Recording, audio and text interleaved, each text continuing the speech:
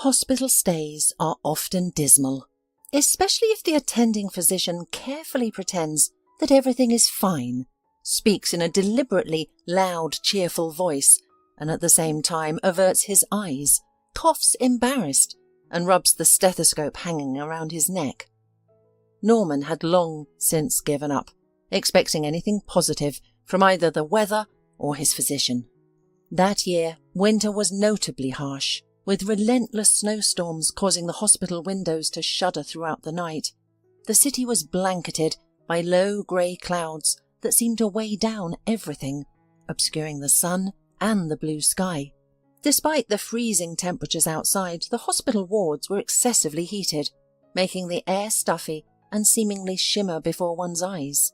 This was Norman's first hospital stay in nearly 35 years. Like anyone else, he had suffered from viral infections, weathered common colds, and even sustained a few fractures. However, he had always recuperated at home, seldom taking time off work. Admitted to this medical institution, he quickly found himself overwhelmed by boredom. He, a very active person who had never sat still for more than a few minutes since childhood, could not bear complete inactivity. On the one hand, he was terribly sorry for time, and on the other hand, it was painful to watch how slowly the minutes, hours and days dragged on. He was hospitalized for acute pneumonia, which his mother attributed to self-medication. A sudden fever led him to seek relief in an advertised powder. However, within a few days, he was suffering from a severe cough. Suddenly came a terrible weakness, headache, chills. In general, such a bouquet of troubles that even he, always ignoring health problems, was a little scared. He was going to be cured in a few days, but all he achieved was that the temperature rose to an extremely high 40 degrees Celsius, and his friend, who came to visit the sick man, saw his almost dead pallor and drops of sweat on his forehead and took him to the hospital. Recovering from the initial shock of his sudden hospitalization, Norman tried to adjust to the discomfort of his hospital bed. He sought advice on the internet, where experts assured him he would recover within 1.5 to 2 weeks. However, they also warned of rare exceptions. After 2 weeks in the hospital, it became clear that his case was an exception. "You see, Norman, you have a type of pneumonia we refer to as long-term. The pneumonic infiltrate in your lungs is resolving extremely slowly. Therefore, you'll need to stay with us for at least 4 more weeks," the doctor explained. To Norman, the doctor's words sounded like a funeral march. He felt as though he wasn't going to die from pneumonia, but from boredom and immobility. His mood worsened because he was in a separate single room. Initially it seemed like a privilege upon admission, but now it felt like punishment. He listened enviously to the constant hum of conversations from the neighbouring wards, with their doors open. Finally, he asked, "Doctor, can I be moved to the general ward?" The on-call doctor looked at Norman confused and shook his head. "The ward is full. There's not a single spot available. Plus, in your condition, it's not advisable to be around others. You could catch something else, which wouldn't be good," he replied. Norman lay there, angry at himself and the world. His mood worsened each day, even though it seemed impossible to get any worse from the day before. It was as if his body was stuck midway between illness and recovery, unwilling to move forward. Many people encounter significant turning points, moments after which life, as they've known it, filled with familiar people, events, actions and thoughts, remains behind. Norman was experiencing such a moment just right now. Suddenly, his worries, irritations and anxieties seemed trivial and incredibly insignificant. The only thing that mattered now was his future, which he had always taken for granted, like the sky, the sun and the seasons, might no longer be a certainty. What should I do? Call my parents? No, that could wait. Why frighten them? Especially since Mum recently suffered a heart attack she hasn't fully recovered from. And if not them, then who? Suddenly, it struck him that he had no one to call. There was no one to share his worries with, no one to offer encouraging words or a supportive gaze. How did I end up here? He thought, the weight of his loneliness momentarily eclipsing the news of his illness. How did I, a healthy, intelligent, independent 33-year-old man, reach a point where I have no one who is truly interested in me? Of course, no one wasn't entirely accurate.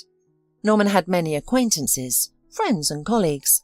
He had business contacts and romantic partners.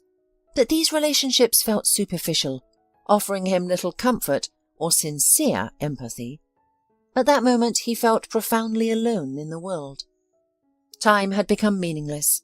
He didn't know how long he had lain motionless in his hospital bed. Clearly it was long enough for the room to darken considerably. Suddenly, a rectangle of light illuminated the dark floor, casting a small shadow, too low to belong to an adult. "Well," Norman grinned, "I've started hallucinating a bit early." He blinked several times, surprised to see a figure standing before him when his vision cleared. A girl, about 4 years old, stood there. She had what many would describe as an angelic appearance. A rosy face, round cheeks, large grey eyes, and light blonde hair that curled slightly at the ends, cascading almost to the shoulders. "Are you sick?" she asked, peering at Norman with large grey eyes. "Sick," Norman nodded in agreement. "Sick?" The girl was clearly intent on understanding the situation. "Quite so," Norman replied. "They say I might even die." "No, you won't," said the girl. "And how do you know?" Norman knew his conversation with this child, who had appeared from nowhere, was pointless and nonsensical, but he couldn't stop. "I just know," she replied. "I always know when someone is going to die." Norman was utterly dumbfounded by her bizarre statement and fell silent. What happened next was something Norman would remember for the rest of his life. The girl walked over to his bed, reached out and placed a small, soft hand onto Norman's, which was lying helplessly on the bed's edge. The warm touch of the tiny creature was like an electric shock. Despite being an experienced adult with 2 higher education degrees, Norman couldn't comprehend what was happening. He didn't want to. He only wanted this feeling to continue. It seemed as though energy, strength, courage, and a will to live were flowing into him. He wasn't scared or alone anymore. He had a tiny angel with him. His angel. "Who are you?" Norman whispered. The little girl eyed the man shyly, sniffed in her characteristic way, and then wiped her nose with her sleeve. "Do you have anything tasty here?" It was a typical question from an ordinary child. "Tasty?" the man asked, confused. "I probably don't have anything." "Nothing at all?" The grey-eyed cherub glanced at him disapprovingly, then at the large golden orange on the bedside table. "Oh, I completely forgot," Norman remembered. "Here, take this." The little girl extended her hand, took the orange, and suddenly turned towards the door. Her hand, clutching the orange, immediately hid behind her back. A woman was standing at the threshold. "Emily, there you are," a soft voice echoed. "I've been looking all over for you. Who allowed you to leave the room, you little rascal?" Emily. So it's the girl's name, the man thought to himself, shifting his gaze to the woman in the blue medical suit. Until now, Norman's life had been relatively peaceful. Sure, there were troubles and joys, partings and reunions, ups and downs, but he took it all in his stride, understanding what was happening. However, the events of this strange day were hitting him one after another, leaving him no time to make sense of it all. He recognized the young woman standing at the threshold of his room.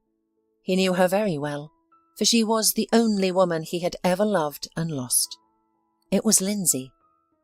From an early age, Norman had lived by the motto, faster, higher, stronger. However, these principles were realized not in sports, as one might assume, but in his family, where he was the third youngest son. His mother, Mary, was a determined woman who, despite having achieved much, continued to assert her superiority.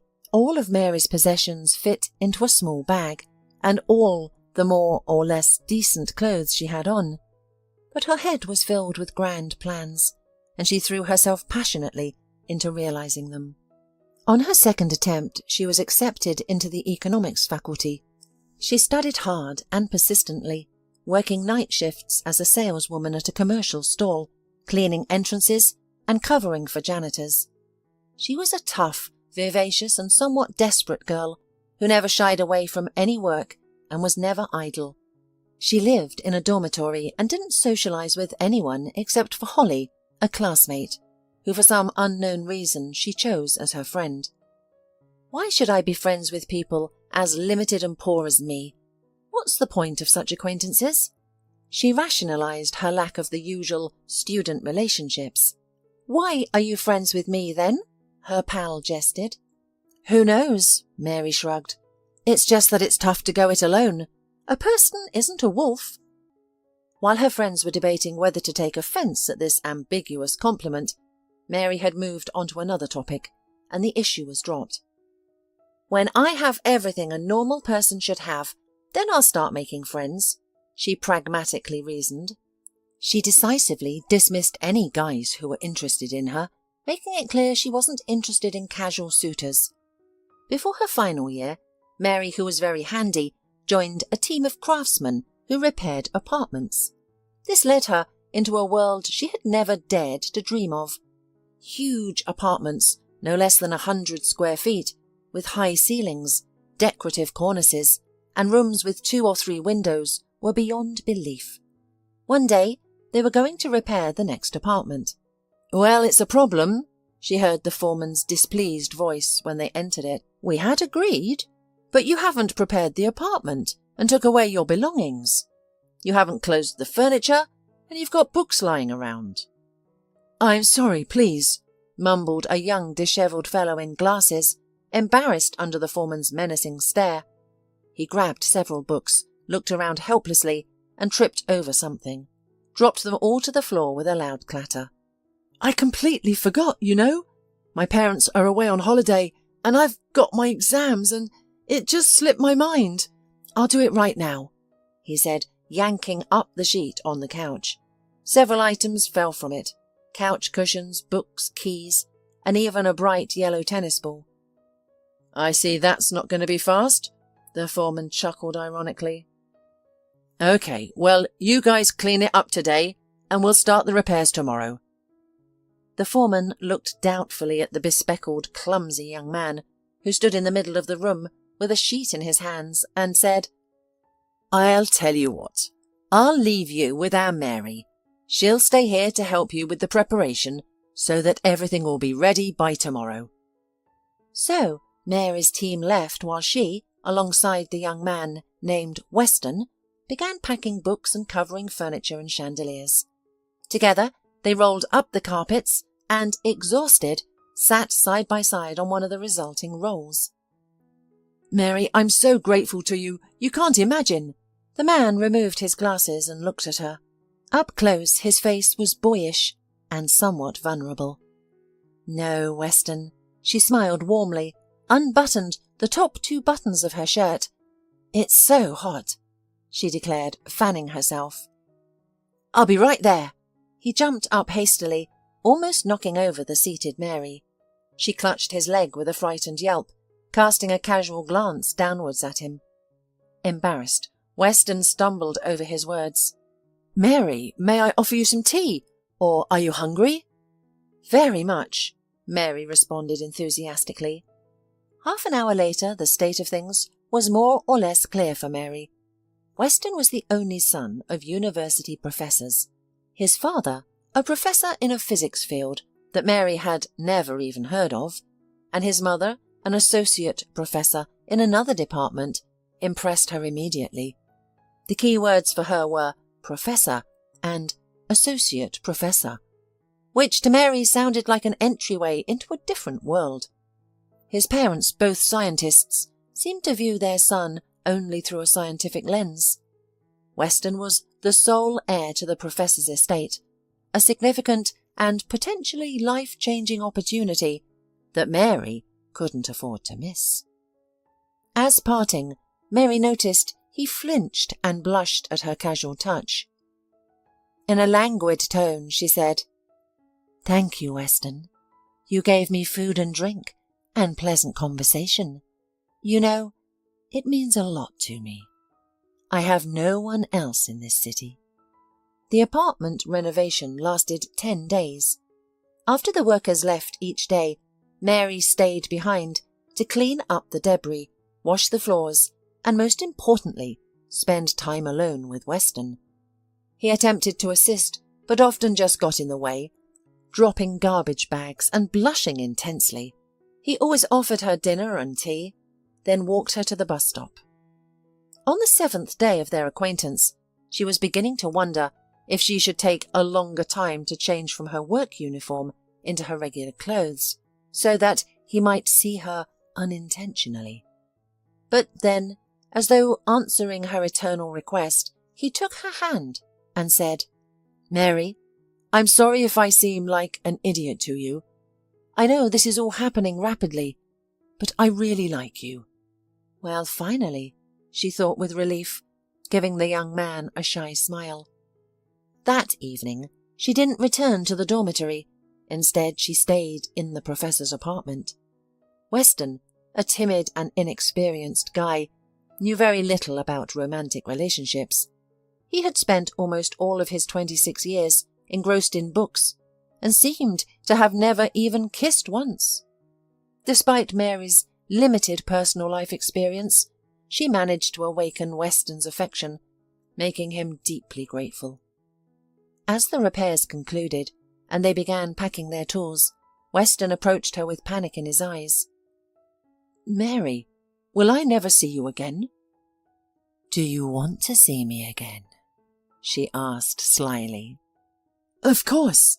He hastily removed his glasses, wiped them, put them back on, and looked resolutely into her eyes. "I want to see you all the time. I love you." Everything was easier than she had anticipated. When his parents returned from the holiday, Mary was introduced as his beloved girlfriend and bride. She endured a tense family evening, then modestly slipped away, leaving Weston to handle his parents. Weston defended his love vehemently and succeeded. They got married. Although they didn't get the newly renovated professor's apartment, which Mary hadn't really counted on, they settled in a smaller, but still very decent 2-bedroom apartment. 6 months later, solidifying their success and position in the family, Mary became pregnant. If Weston's parents had initially harboured some resentment due to the speed at which their relationship developed, the birth of their son Paul, named after Weston's father, put all doubts to rest. The grandparents were overjoyed with their robust grandson, weighing in at 4 kilograms. Paul was a true giant, unlike any of their scholarly but frail and pale relatives. Over the span of 10 years, Mary had 3 such healthy boys, Paul, Henry, and the youngest, Norman. In the midst of this, she managed to graduate from the college, return to work quickly after her maternity leaves, and secured a significant position in the accounting department of a large factory. She was regarded as strict and dull at her workplace, but her professionalism and quality of work were undeniable. Their marriage with Weston turned out to be surprisingly happy and strong. Even though Mary did not love him at first and married him out of convenience, but she turned out to be a grateful and devoted person, cared for her husband sincerely, and perhaps over the years her feelings for him could be called love. Despite living a life that was well planned and prosperous, she had no friends. Her only close relation was Holly, a former dormitory roommate. "You see, Holly, those who are my equals I do not need, And to those who I need, I cannot yet reach," she said frankly. "But nothing. When my boys grow up, we'll see who's going to rule who." She had high hopes for her 3 sons. They were good students, behaved decently and participated in sports, albeit with varying degrees of success. Mary was willing to make the sacrifice for her children.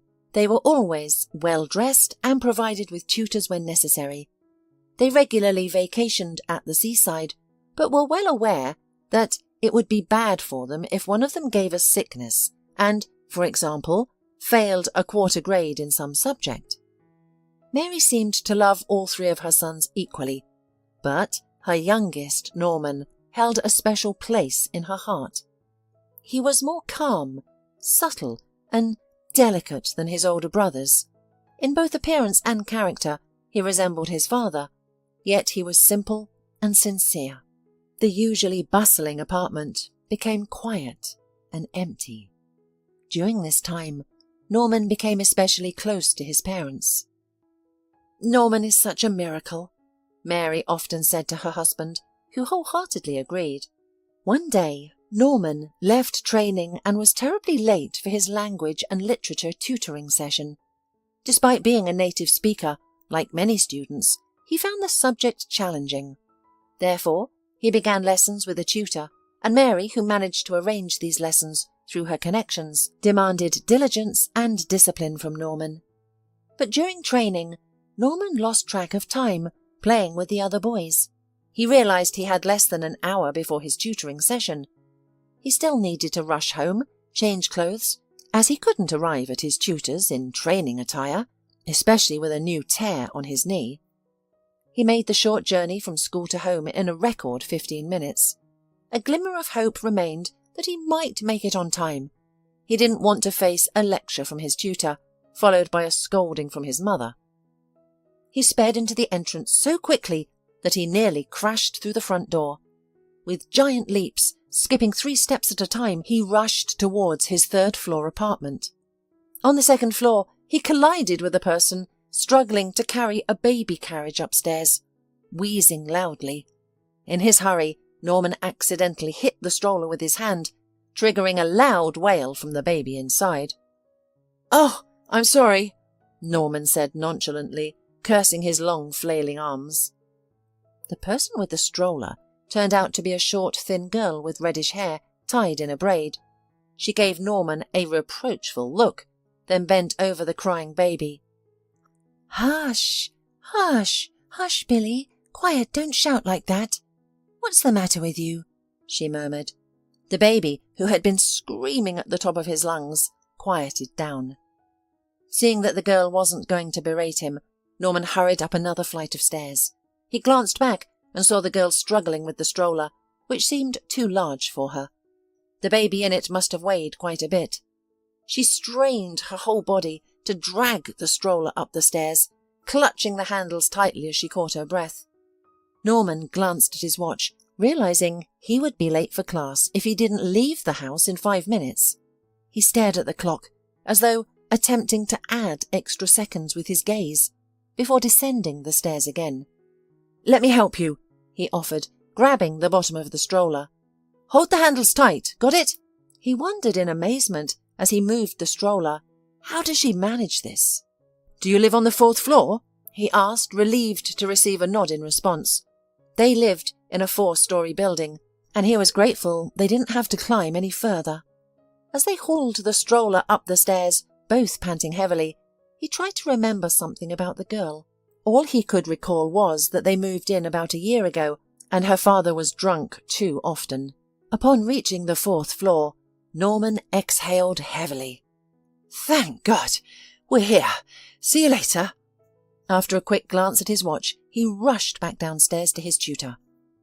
Despite his efforts, Norman was late and received a scolding from both his tutor and his mother. The next day, he saw the familiar stroller again, but this time it was peacefully rolling on the sidewalk, not blocking the stairs. The red-haired girl pushing it greeted Norman with a wide smile. Yesterday, late and annoyed with himself, her, and the timing. All he had noticed was the braid in her hair. Now he could see her face. She had large brown eyes with green specks, giving her a mischievous, cheerful look. Freckles were scattered across her nose, but her golden eyebrows and eyelashes were most striking, making her eyes appear brighter. For the first time in his life, Norman was observing a girl so closely. Her face was very unusual. "Thank you," she said unexpectedly. "For what?" Norman asked, taken aback. "You helped me in the entryway yesterday. You left before I could thank you," she explained. "You're welcome," he shrugged. "But it's heavy. Your baby is a big one. How do you manage to carry such a heavy stroller?" "It was difficult at first, but I've grown accustomed to it," she replied quickly, clearly happy for the conversation. "Billy is already a month and a half old. He needs to go out, and I can't leave the stroller downstairs or it might get stolen." She smiled and looked at Norman. She looked as if she weren't talking about her daily torment, but about something that gave her incredible pleasure. "Strange," thought the boy, and asked aloud, "Why don't his parents go out with him?" The smile on her face faded, as if a shadow had come over the sun. "Parents? Yeah, here," she mumbled. "Dad, he works, and Mum? We don't have a mum anymore." "Look, I'm sorry," Norman said, embarrassed, and thought to himself, "What a jerk I am. My mum told about new tenants a few weeks ago. Something happened at their house recently, but I can't remember what exactly. Listen," he said suddenly to himself, "how about you ring my doorbell when you need to get the stroller outdoor or inside? If I'm home, I'll help you." "Really?" She was taken aback. "Thank you. It's awkward, though." "Oh, no, it's more comfortable for you," he countered. "It's difficult to handle such a heavy load alone. My parents aren't home during the day, so if anyone answers the door, it's me." From then on, Lindsay would run swiftly down the stairs and gently knock on the door of Norman's apartment. If he were at home, he would appear in the doorway, and together they would take the little boy out for a walk. "I wish your Billy would go by himself," he used to say, breathing heavily. "He's getting heavier by the hour, not by the day. And what do you feed him with?" Soon he learned some details about Lindsay's life.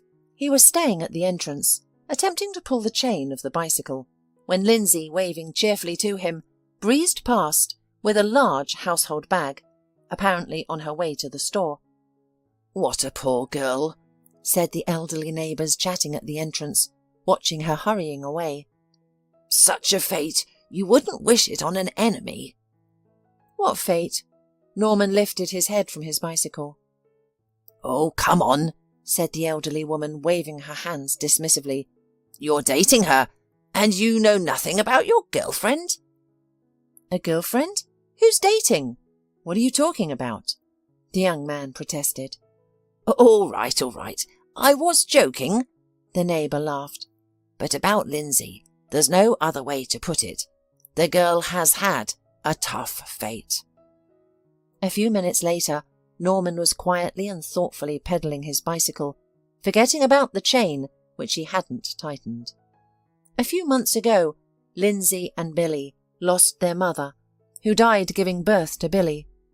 People had warned her, "Why do you want another child, especially with your troubled husband? You can barely take care of yourself." But she insisted that Lindsay needed a sibling. Now, Lindsay had a brother, but no mother. Their father was almost non-existent. When Sarah was alive, he was a decent man who drank moderately. Now, he was constantly intoxicated. "And now what?" Norman asked quietly. "What do you mean?" The neighbour looked at him puzzled. "What will happen to them? To Lindsay and Billy?" "What do you think will happen? Lindsay will have to play mother to her little brother." Norman was deeply moved by the story of his young neighbours. Lindsay was 2 years younger than him, a significant age gap at their age, especially between a boy and a girl. He had never really noticed the red-headed girl, who always seemed to be smiling, as though her life was full of joy. But after hearing their story, he developed an incredible respect for Lindsay. Consider him, for example. He even lazes to take his old dachshund for a walk sometimes, and he hides under the blanket until the poor dog starts shrieking pitifully. When he's hungry, he simply sits and waits for his mum to come and prepare a delicious meal. His parents cook for him, does his laundry, buys groceries and educates him. Lindsay, on the other hand, does all these things on her own, not for herself, but for her brother and father. Mary, of course, noticed her son's strange hobby. She'd seen him multiple times, grumbling under his breath, pulling the baby stroller out of the entryway, with Lindsay clinging to its handle. "I don't like this so-called friendship," she told her husband. "I simply don't like it.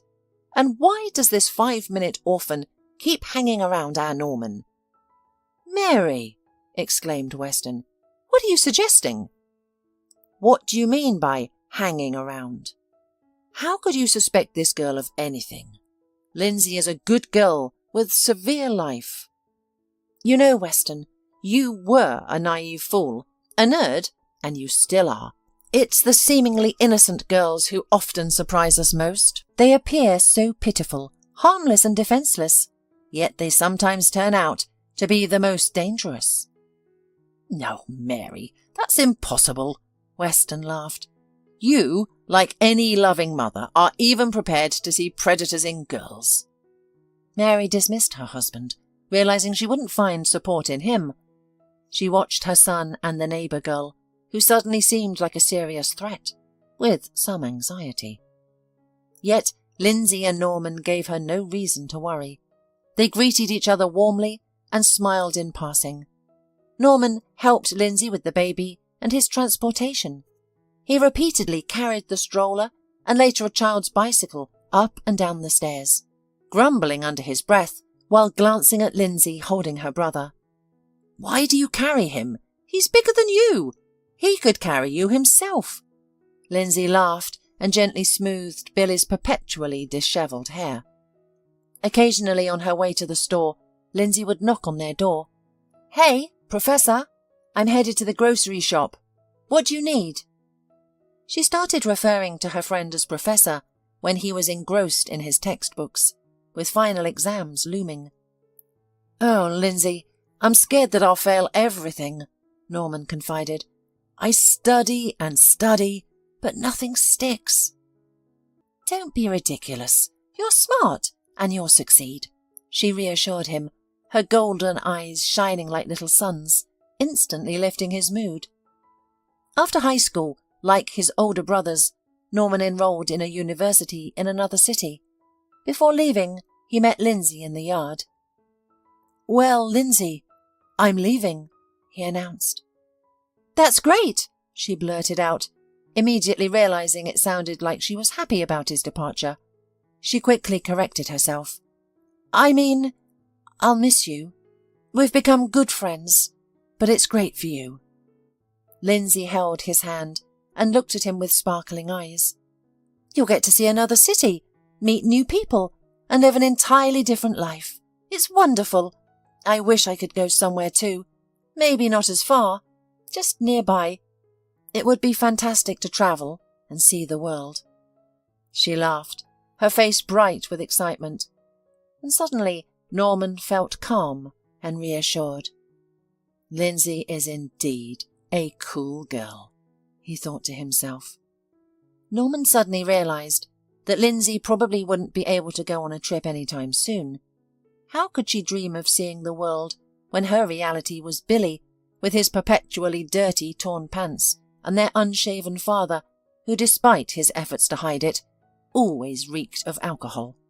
Yet she maintained a cheerful disposition, genuinely rejoicing in others' happiness. Norman was consumed by his studies and his lively, fun-loving group of fellow students. For the first 2 years, during his visits home, he would occasionally run into Lindsay, who was finishing school. They would smile at each other, reminiscing about old times, and talk about everything and nothing. To Lindsay's delight, Norman would react with exaggerated shock to the sight of a grown-up Billy, and playfully grimace and rub his hand after Billy's firm handshake. A significant change occurred when Norman, after completing his second year at the university, returned home for the summer vacation. Lindsay had grown up, matured, and transformed into a young woman. Norman, now a third-year student, saw his old friend, whom he remembered with scraped hands, a scraped knee, and a neglected red braid, through new eyes. She was slender and graceful. Her features had sharpened, her freckles had faded, and her golden eyebrows and eyelashes seemed dusted with a precious powder. This gave Lindsay's gaze a shimmering depth, inviting and calling him in some mysterious way. Norman shook his head, trying to dismiss his preoccupation and recall his always busy bullet-speed friend in her old washed jeans. He surreptitiously glanced at Lindsay, who was animatedly telling a story, occasionally pulling at his arm from old habit. He replied to her, while suppressing a strong desire to touch her eyebrow with his fingertip, wondering if it would dust off gold. Lindsay looked at Norman, so grown up, serious, handsome, so familiar, and at the same time new and unfamiliar, and her heart sank sweetly, and she wanted to run her palm over his cheek. Unbeknownst to them, Mary was observing them closely from the window. 6 months later, Norman came home again and found out that Lindsay, Billy, and their father moved out. "Do you know where they have gone?" he asked. "Who knows?" his mother muttered. "Why would I care about that man and his brood?" Norman frowned at his mother's harsh words, but didn't argue. "Miss your girlfriend, do you?" Mary continued with a smirk. "Well, forget her and be grateful. We don't need such dysfunctional neighbours." "Gone?" Norman asked, confused. "And where? Do you know?" "I don't know, and I don't want to know," the mother replied firmly. "And you don't need to either. This conversation is over. I don't even want to think about them." Although Norman didn't argue with his mother, he felt that his world had become a bit duller, as if something bright and good had vanished. He realized he missed Lindsay, her infectious smile, her sincere words, and the light footsteps that would run down the stairs behind the wall. "Dad," he asked his father that evening, waiting until they were alone, "do you know where Lindsay and her family went?" "What happened? Why did they leave so suddenly?" Weston, looking much older, darkened his face and began to clean his glasses carefully with a cloth, as if buying time before his response. "Well, son," he finally said, "I honestly don't know where they are now, but I think I can tell you why they had to leave. I'm just embarrassed." "You?"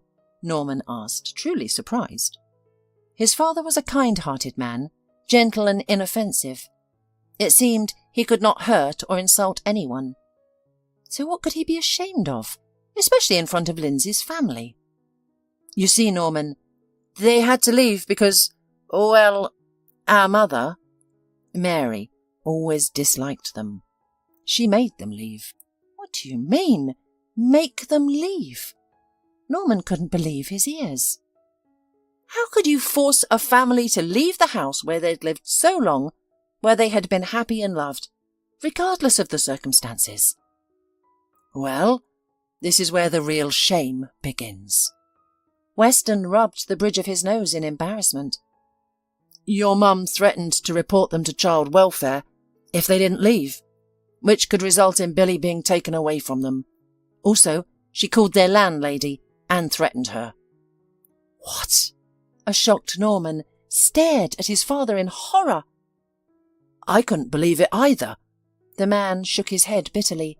"But Mary told me herself. She has long believed that Lindsay and Billy should be taken away from their father. He's an alcoholic." "So what?" shrieked the son. "He loves them, for real, and they love him. They can't be without each other. They're poor, they're strange, they're different. They may be, but they're a real family, you know." "Yes, I understand," Weston grinned. "But Mary couldn't explain it. Norman, please calm down," he said, watching his son pace the room. "Don't hold a grudge against your mum. It won't change her. When I found out, I didn't talk to her for 3 days. But so what? He waved his hand hopelessly. Everything has already happened. Maybe it's better this way for them. Our mother has been quite harsh on Lindsay lately. Dad, do you really not know where they moved to? Norman asked carefully. I really don't. Believe me, if I knew, I would tell you, replied the father, lowering his voice and glancing back into the kitchen, where his wife was making noise. Ask our elderly neighbours. They know everything. Hi, Mrs. Black. Norman greeted a grey-haired, hunched, but incredibly quick and agile elderly woman. Do you know where Lindsay and her family moved to? Why do you want to know? She looked at him with a penetrating gaze, unmistakably deducing his interest. Did you miss Lindsay? I know their new address, but I won't give it to you. Why? The boy asked, confused. And she's had enough of it. She's heard enough from your mother. The elderly woman resolutely pushed him aside, then suddenly halted and looked at him slyly. But do you really need her? Desperately. Norman clasped his hands to his chest. All right. Write it down. The woman relented. Just don't tell your mother. Lindsay's small family moved to the city outskirts, where old, shabby 5-story buildings huddled together as though seeking protection from the wandering wind. He climbed the grimy stairs to the 3rd floor and rang the bell. The old, worn-out door opened, and he saw Lindsay. "Lindsay, my darling!" he blurted out. He was so overjoyed to see her that he didn't notice how her usually radiant face had changed. She looked at him blankly and said, "Well, hello," while keeping the door slightly ajar and blocking his entry into the apartment. "Lindsay, I'm so happy to see you," Norman exclaimed, barely resisting the urge to sweep her into his arms. "Happy? What exactly are you so happy about?" she asked in a soft, mocking tone, a tone he had never heard from her before. "Lindsay, why are you speaking like that?" Norman asked, confused. "Nothing. You came for nothing. There's nothing to be particularly happy about here." She lowered her eyes, but immediately looked at him resolutely. "Go away, Norman." "Lindsay, dear, listen to me, please." He tried to take her hand, but she pushed it away. "I know everything. My mother, she's wrong." "Wrong," Lindsay responded ironically. "Lindsay, I can't speak ill of my mother. What she did was unfair, mean, but Listen," the girl interrupted him. "Your mother's a piece of work. She has nothing to do with this, okay? You shouldn't be here, because I don't want you here. That's it, you know?" Norman shook his head, confused. "Oh, how stupid you are! I don't need you. Just go away. What makes you think I'm waiting for you? And anyway, I'm getting married," she said, loudly and angrily. Norman looked at Lindsay. Her eyebrows and eyelashes, which had always been golden, now seemed almost black to him. "Getting married?" Norman repeated dully. "Yes. Are you surprised? Do you think I couldn't manage without you? As you can see, I've already settled down quite successfully. So, happiness to you, Norman. Now, goodbye." The door slammed shut. Norman never saw Lindsay again. After graduating from the university, Norman continued to live and work in the same city.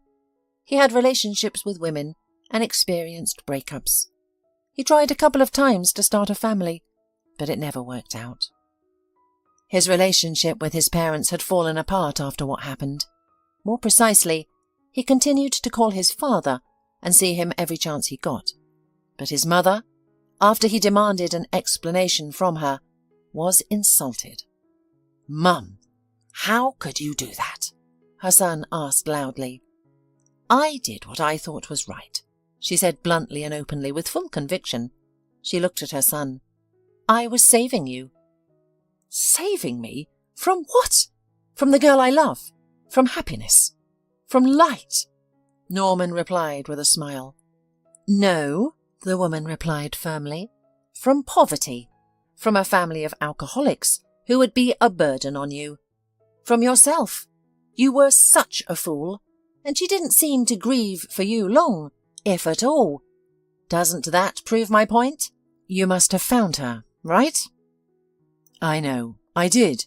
I couldn't help it. So? She sent you away. I knew it. He looked at his mother. His heart was full of pity, but he couldn't figure out who he felt more sorry for. Lindsay, his mother, himself. After the move, Lindsay settled into the 2-room apartment, where the walls were painted dark green, and the toilet had an old shabby cistern with a dangling chain that could hardly be called new. The father, who had started drinking after his wife's death, had gradually become an alcoholic. He drank alone, quietly and secretly from his children. A calm, very modest man with kind eyes, he tried his best to look decent, despite his trembling hands and tired eyes. He worked at an auto repair shop and had once been an excellent mechanic. After all that had happened, his colleagues pitied him and didn't terminate his employment, but he was no longer allowed to do any serious work, only cleaning. Although from time to time his former co-workers would sometimes ask him, Ben, look, huh? What do you think it is? Ben would glance around to ensure none of his superiors were present. Then he would gaze fondly at the disassembled car. At home, he would look at his children with remorseful eyes and promise himself not to drink again. As twilight fell outside the window, his beloved Sarah would appear, sitting across from him, causing a deep ache in his heart. He would bear the pain as long as he could, before taking a drink to ease it slightly. This was their life. Lindsay was studying at nursing school, working night shifts at the hospital, while Billy attended school. Then, one day, the doorbell rang, and Norman's mother was at the threshold. God, what more do you want from us? Lindsay said wearily. I want you to give up Norman, Mary said bluntly and resolutely. Give up Norman? Do I have him? Lindsay asked, surprised. Don't play the fool. I've been observing you for a while. You're a cunning and crafty young woman, but I won't let you ruin my son's life, Mary retorted. Lindsay narrowed her eyes, attempting to comprehend what this woman required of her. My son will surely run to you. I'm not naive enough to think he'll just move on. So, I want you to reject him, definitively and irrevocably, so he won't hold on to any hope.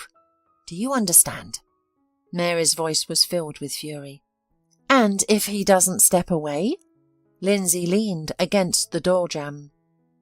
And if not, I'll ensure that your dear daddy loses his job. He will be ousted, I promise you that, and he won't find work anywhere else in this town. No one will even trust him with a broom. They'll take your Billy away from you too, to the orphanage. You're studying. Your father is unemployed. How much chance do you think you have? Believe me, I'll do it. You know me. Yes, I know you, agreed Lindsay. Mary was accurate in her predictions. Norman found them and instantly rushed over. Lindsay looked at him with difficulty, spat out angry, dreadful words that made her jaw tense, but silently prayed, Please don't believe me. Don't listen to me. Can't you see I'm not myself? I love you. It's so clear.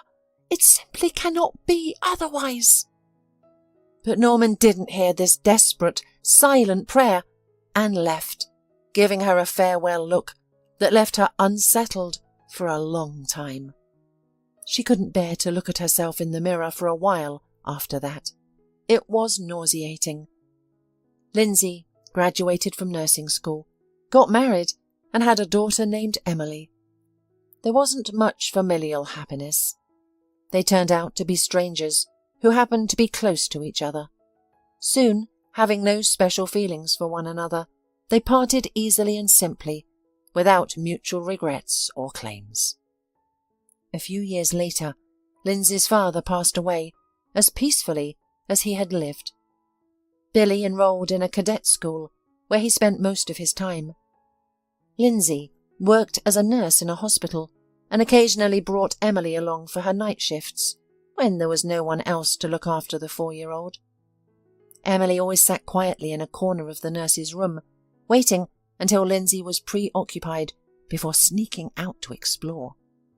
During one of these excursions, Emily wandered into a ward where a pale, sad-looking man lay alone. The man himself didn't interest her, but the large, enticing orange on his bedside table did. The man didn't offer her the fruit, so she had to engage him in conversation, despite her mother's instructions not to talk to the patients or leave the nurse's room. Finally, the man guessed to give the child a treat. Emily grabbed her lute and suddenly heard quick footsteps along the corridor. Naturally, it was her mother, who was probably angry. Emily prepared herself for the inevitable disappointment. No park visit over the weekend, and no ice cream. But something strange happened. Mum froze, opened and closed her mouth funny, as if she wanted to say something and forgot what. And suddenly, she smiled, and then cried. The main thing was that she had obviously forgotten to scold Emily. Norman and Lindsay were shocked, taken aback by an unexpected encounter they had never anticipated. They sat together, shoulder to shoulder, trying to comprehend what had just happened. Norman tried to speak several times, but the words wouldn't come out. He wanted to tell her how he had only dreamt of her all these years, how his efforts to build a personal life had been in vain, all because he couldn't forget her. He wanted to explain why he had foolishly allowed his mother to convince him to leave. He wanted to know about her life and where little Emily came from. But suddenly, none of it seemed to matter anymore. The most important thing was that she was here with him now, smiling at him, just as she used to when they were younger. Lindsay, too, wanted to explain to him why she had given up, how she hated herself for her cowardice, for letting his mother intimidate and confuse her, for abandoning him, the man she loved, the man she cared for. She had paid dearly for this. If not for Emily, who knows what would have become of her? But she realized that there was no need to drag Norman through the gloomy past again. The important thing was that he was here, now, next to her, holding her hand as tightly as he once had held her little brother's stroller. Knowing he couldn't yet speak about her or himself, Norman chose a different topic. Lindsay, be honest. Does Emily have some superpowers? I felt something peculiar when she was in my room. I was lying down feeling awful, and then Emily came in and touched my fingers. It felt like a wave washed over me. Oh, Norman, don't be silly, Lindsay chuckled. What superpowers? Emily is a normal child. You imagined it yourself. You were scared, lost, alone with your sickness. Then, suddenly, there was another living being with you. You felt human warmth, and it made a difference. That's a simple explanation, Norman agreed. But your Emily is still wonderful because she led you to me.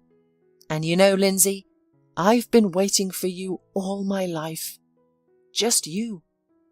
You're lying, she laughed, the same laugh he had yearned to hear for so many years. Life doesn't work like that. It does, Norman said, and felt that everything would be all right now. Slowly but surely, Norman was recovering. Shortly after his discharge, he proposed to Lindsay, and the woman agreed.